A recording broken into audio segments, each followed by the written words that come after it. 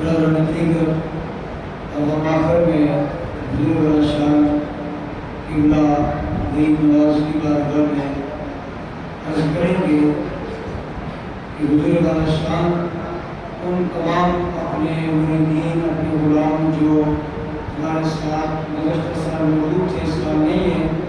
उनके बुलंदी दर्जात के लिए भी दुआ फरमाएं और जितने लोग बीमार हैं उनकी सेहतयाबी के लिए भी दुआ फरमाएं और मुल्क पाकिस्तान और कश्मीर को जो मुश्किलात दरपेश हैं उनके लिए भी आसानियाँ पैदा होने दुआ फरमाएं और जिन्होंने खालिदीन लंगर जिन्होंने लंगर की निगरान खिदमत की उनके लिए भी खुसूसी दुआ फरमाएं और जितने